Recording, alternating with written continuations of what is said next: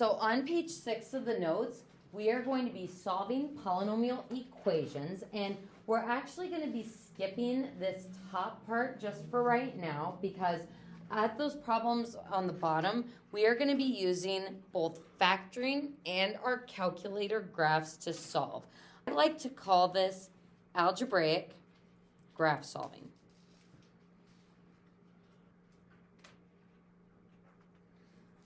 Algebraic graph solving. And how it works is we are going to look at the degree,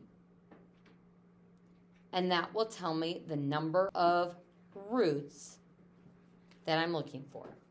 So the degree will tell me the number of roots. Thank you.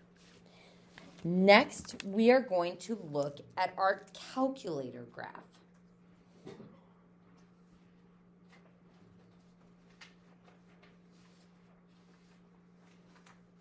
To see how many real and how many imaginary solutions we're going to have. So real versus imaginary.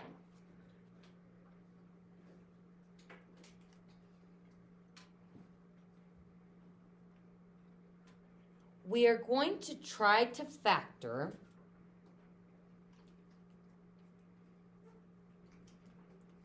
or put root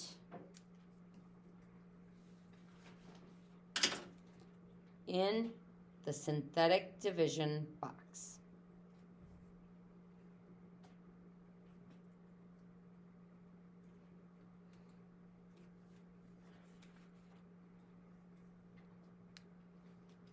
So let's just talk about a quadratic for a moment. X squared plus 9x plus 20. Now, we know how to factor a quadratic, or at least we should know how to factor a quadratic. But let's say that we're having a brain fart and we don't remember how to do a quadratic. If I can figure out one of the roots, I can figure out one of the factors. So if I have this equation, and I type it into my calculator,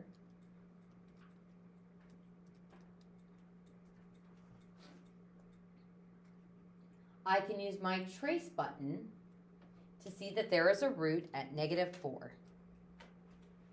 So -4 is definitely a root. So from the calculator, we've got x equals -4. Now, if -4 is a root, what's the factor that gives me that root? X plus 4. So this is the root, and x plus 4 is the factor. That relationship has held all the way since Unit 3, that the root number and the factors kind of have this opposite sign thing going on. Now, if I know that this is a factor, I can divide by the factor to figure out the other factor. So if I want to divide by x plus 4, what sign goes in the synthetic division box? -4.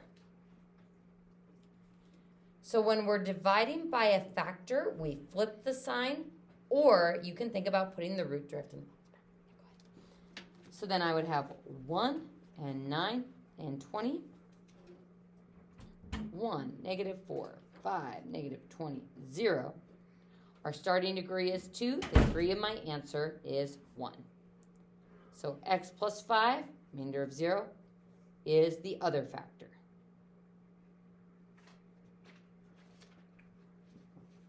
If x plus 5 is the other factor, what is the other root?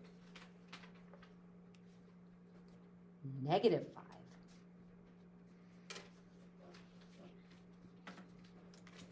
So this is kind of what we're going to be doing on this page, is taking a known root or factor, putting it in the box, and breaking our polynomial down so we can solve it. So we're going to go ahead and start by looking at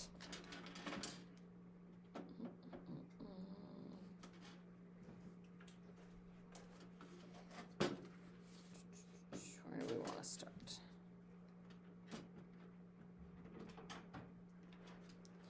And go ahead and cross off this problem.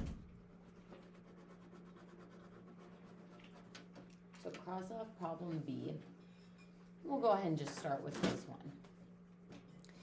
Now, taking it from the steps above, we're going to start with the degree. What is the degree of this polynomial?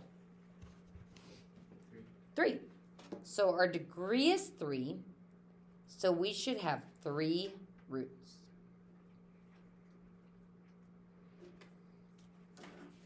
Let's go ahead and see what this equation looks like on our calculator graph. So we're going to go to our y equals and type this in. X to the third minus 2x squared plus 5x minus 10. Oh, my Zoom got off. Zoom stayed.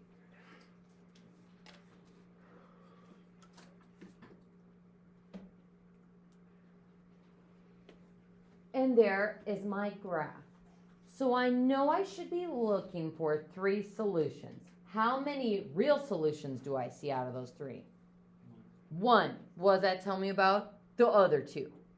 They're imaginary. So let's just do just a very, very brief sketch of my line going up this way and down that way. So it looks like we will have 1 real and 1 imaginary, or sorry, 2 imaginary, for the grand total of 3 roots. Does it look like we know what that real solution is exactly? What does it look like it's at? 2. So if I hit trace 2, sweet, it looks like it is right at 2. So x equals 2 is one of my roots. Now if x equals 2 is a root, then what is one of the factors of this polynomial? X minus 2. So this is a root, this is a factor. So if I want to find all the factors of this, we can synthetically divide using this factor. Now, if I'm dividing by x minus 2, what's going to go in the box? Positive 2. So when we do some of the same stuff in pre-calc, I always kind of warn the kids. It's like when you're dividing by a factor, the sign flips just like it did when we were doing synthetic division earlier in this unit. Or you can think about putting the root directly in the box. But now we're going to synthetically divide. So 1, negative 2, 5, and negative 10. And if I am dividing by a known factor, what should my remainder be? 0. So if it goes evenly in, if this really is a root and that really is a factor, our remainder should be 0. So we're going to bring on down the 1. 1 times 2 is 2. Negative 2 plus 2 is 0. 0 times 2 is 0. Add straight down. 10, 0. Woo! Now our starting degree was 3. So what's the degree of our answer? 2. So I've got x squared plus 5 equals 0. And there's my other factor. So it's kind of like if I have 20, and I say, I don't know how to break that down into its prime factorization. If we divide it by a known factor, like 2, we break it down into something smaller that hopefully we can factor further. So we took a known factor, since we got that root from the calculator, divided it, and now got something smaller. So folks, can I solve this for my other imaginary x-intercepts? We can. I can divide by negative, or sorry, not divide, I can subtract negative 5. Subtract 5, not negative 5. We can square root. And x will be equal to plus or minus I rad 5. How many total roots did we find? 3. The one real one that we got from our calculator graph, and then we depressed the polynomial into a quadratic, which we could then solve for the imaginary roots. So we're using something we know from the graph to break this down into something smaller that we can find algebraically. So it's kind of like using our known real root to find our imaginary solutions. So we're doing synthetic division again, but we're using it in a very different way. So let's go ahead and, you know what I want to do? I want to slide this problem up here so we can make use of all this space down at the bottom for this problem. So let's go ahead and rewrite this problem up here.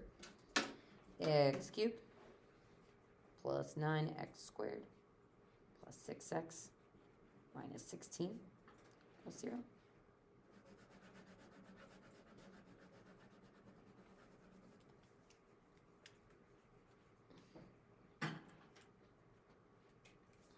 And let's see what happens with this one.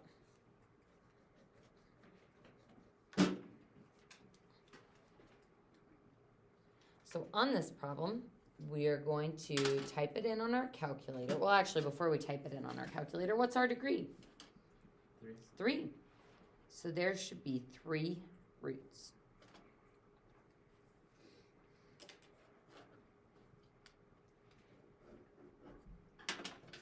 When we type this in, we get x cubed plus 9x squared plus 6x minus 16.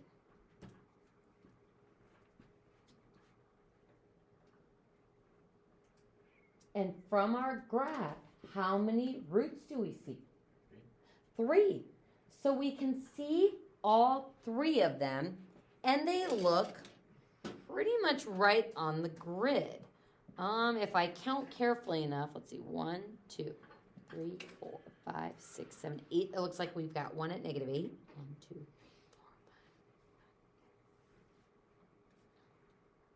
5. It looks like we've got another one at 2. Negative 2. It looks like we have another one at 1.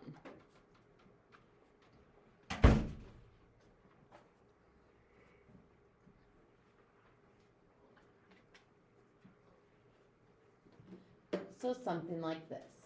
Now, if I wanted to verify that those are all on the grid, we can use our trace button. So trace, go ahead and hit your trace button. Type negative 8. Yep, that's a root. Trace, negative 2. Yep, that's a root. Trace 1. That is a root as well. So there it is. That's all 3 of my solutions.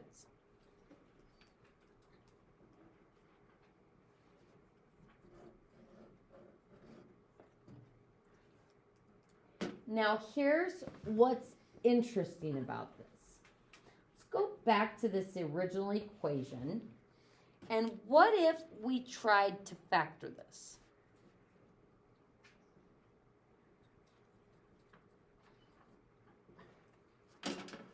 First, do we already know the factorization of this since these are the roots? If x equals negative 8 is a root, the factor that gives me that root is x plus 8. What about if x equals negative 2 is a root? X plus 2 is the factor. And if x equals 1 is the root, x minus 1 is the factor, equals 0. So we, once we have those roots, can turn that back into the factors. But what happens if we try to factor this original one? If I asked you to try to factor that, we check for a GCF.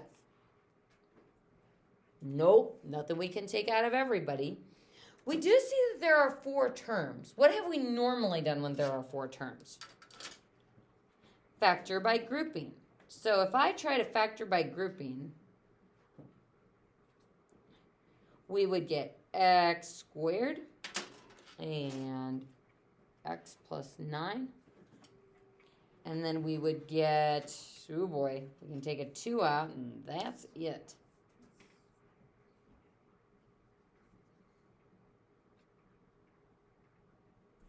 Like 3x, yeah, 3x minus 8. Can we factor this by grouping? We can't, because these are not the same. So we would normally say that this is prime, but what we just showed with our calculator is that this actually is factorable. We just don't have any method to do it ourselves. So there's no grouping, there's no sum of cubes, there's no difference of cubes. So can't factor by hand, but it is factorable. And thus solvable.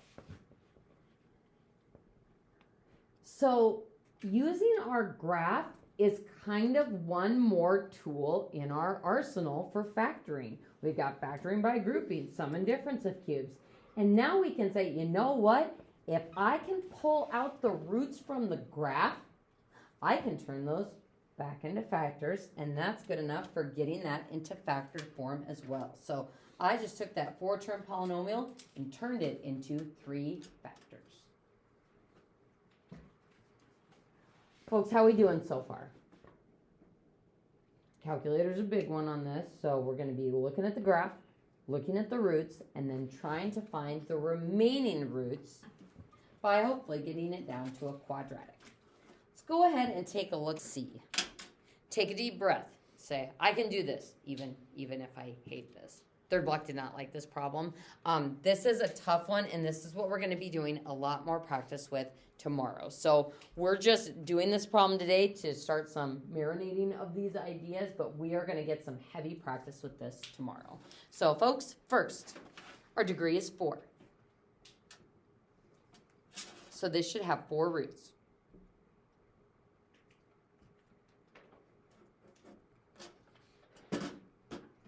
We type in our equation.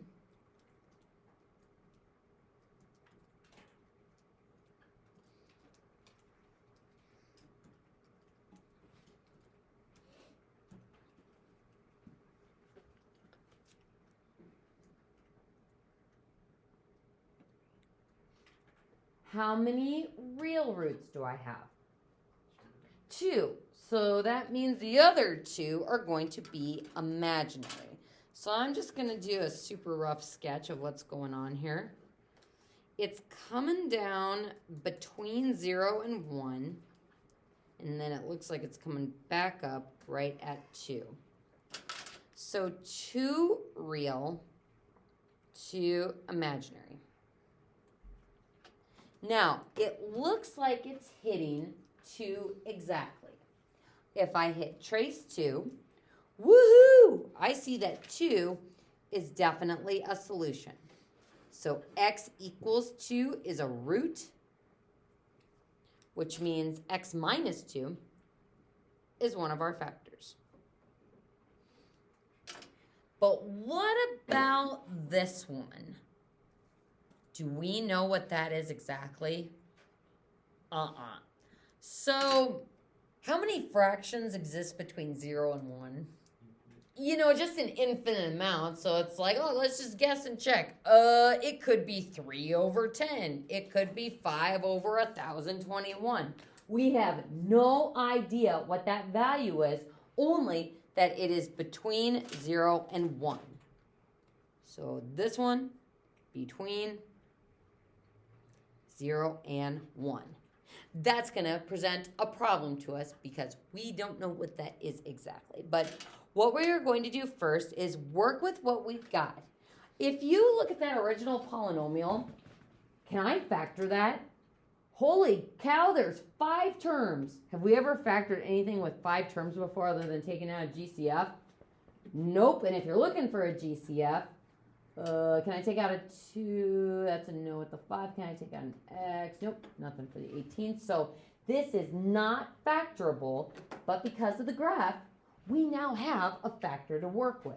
So we've got this big nasty polynomial like 20, and we are going to take a known factor to break it down into something smaller that hopefully I can factor. So folks, if negative 2 is, x minus 2 is what we want to divide by, what goes in our synthetic division box? 2. So it's like you're putting the root directly in the box, but you're doing the same thing that you did earlier in the chapter where you're flipping the sign to put it in the box. So then 2, negative 5, 20, negative 45, and 18. 2, 4, negative 1, negative 2, 18, 36, negative 9. Miss Carol, why are you going so fast? It's because I know my remainder should be equal to 0, so if I make a silly little mistake somewhere in there, I will be very quick to find it. So when we divide by a factor, we should get a remainder of 0. My new degree is now 3. So I have 2x cubed minus x squared plus 18x minus 9.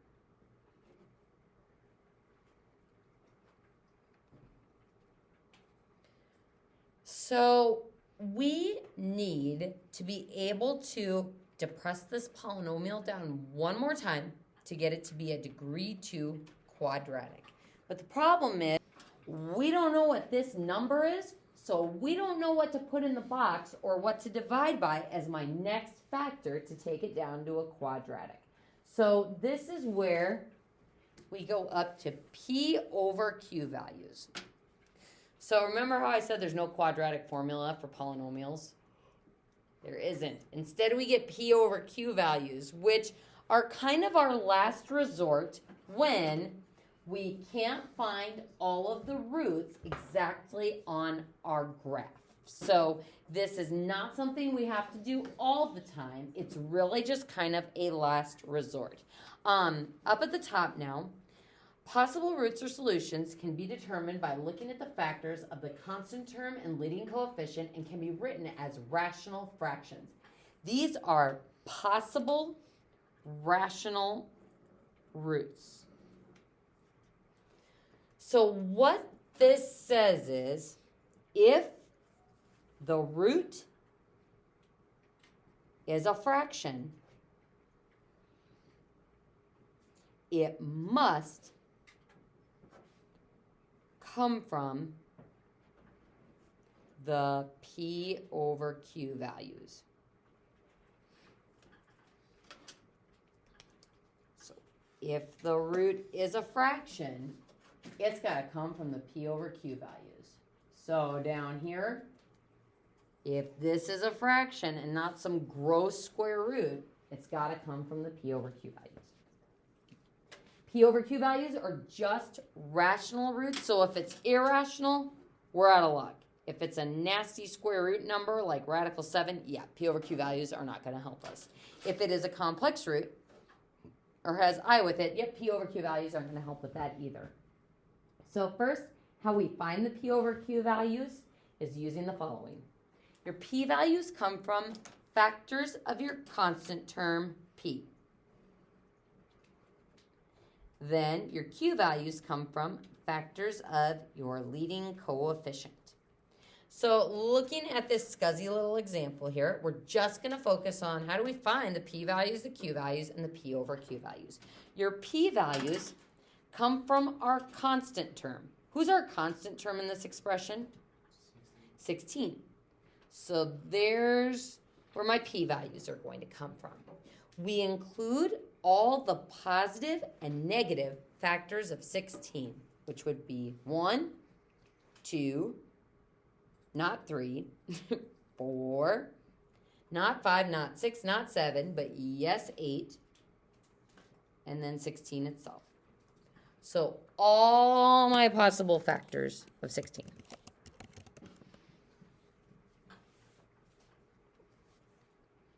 then my Q values are going to be plus or minus all the possible factors of the leading coefficient. Our leading coefficient is 4, so all possible factors of that, 1 and 2 and 4. So we've got the P values, the Q values, but the values that are actually going to help us are the P over Q values, also with a plus or minus, where we take every P value divided by every Q value.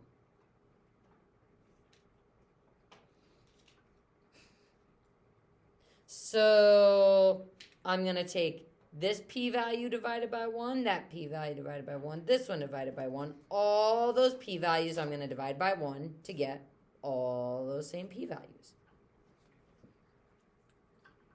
Then I'm going to take all those P values and divide them by 2, by the second Q value. 1 divided by 2 is 1/2. What's 2 divided by 2? 1. And we've already got 1, so we're not going to write it again. 4 divided by 2 is 2. We've already got that. 8 divided by 2 is 4. We have that. 16 divided by 2 is 8. We've got that too. So only 1 from that new one. Now we're going to take all the P values divided by 4. 1/4. 2/4 is 1/2. 4/4 is 1. 8/4 is 2. 16/4 is 4. So boom. Those are the P over Q values, which says if we're going to have rational roots, they have to come from that set of numbers. So let's try problem B. Our P values come from the constant term. Our Q values come from the leading coefficient. So our P values will be plus or minus 1, 2, 5, and 10. What is our leading coefficient for this one? It's 1. So plus or minus 1 for the Q values.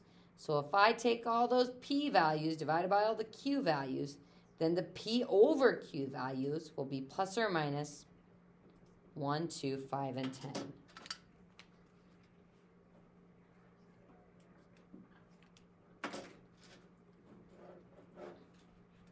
And at this point, you're probably going, all right, so we've got all these plus or minus numbers. We've got all these crazy things going on. What does this mean? What does this do for us? I want to show you what it does for us before you leave today so that you can rest assured that this is useful. We're not just like playing with numbers. Folks, if I'm looking at this polynomial, my P values come from the 9. My Q values come from the 2. So the P values are plus or minus 1, 3, and 9. And my Q values are plus or minus 1 and 2.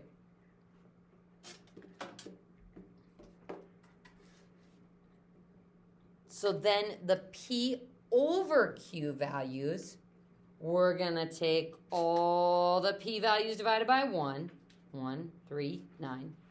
We're going to take all the P values divided by 2, 1/2, 3/2, and 9/2.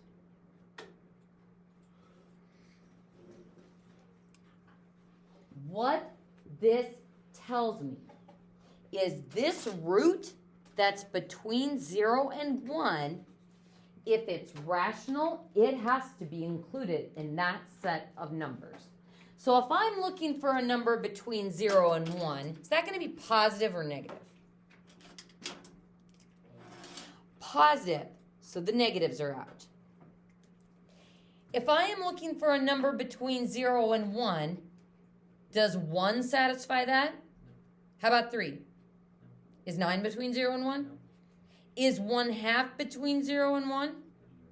Is 3/2 between 0 and 1? No. So 1.5. 9/2 is 4.5. That is not between 0 and 1. So folks, How many fractions exist between 0 and 1? An infinite amount. And what we have just done is said the only viable possibility for that root is 1/2. Go back to your calculator graph. Hit trace 1 divided by 2. We have just found our x-intercept exactly. An infinite amount of possibilities. And we have narrowed it down to the one fraction. Now, if you're like, all right, well, I probably could have guessed 1/2. Yeah, 1/2 maybe, but what about 1/21? 1/13? Are we going to catch those fractions just by guessing and checking till the cows come home? No. So P over Q values take an infinite amount of possibilities and narrow it down. Folks, so we use trace, and we found that that is our other real solution. And what we're going to do with that is put it in the box. So let's sidebar up here. And if you're like, oh no, we've never done synthetic division with a fraction before, you're right, but hey, this is a root, that means our remainder is going to be 0. So 2, -1, 18, -9, 2, 1, 0, 0, 18, 9, 0.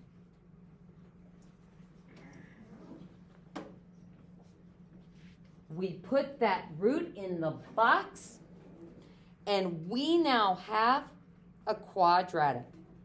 We have broken our polynomial down into something we can solve. Folks, how do I solve this? We subtract 18.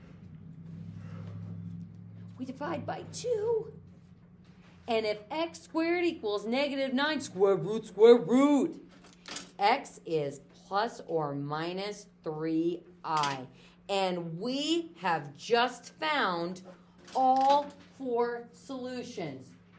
The 2, which was easy to find on our calculator. The 1/2, which is a super big pain in the butt using P over Q values. And once we broke it down to a quadratic, that allowed me to find the imaginary roots. Folks, you are amazing. This is one of the worst things we do in term 2, in my opinion. We are going to be working on this all day tomorrow. So again, be like, I didn't like that at all. We're going to do more with it tomorrow. The only thing I want you working on in the homework is number 54 and 55, which is just listing the P over Q values. No solving, just listing P values divided by all the Q values.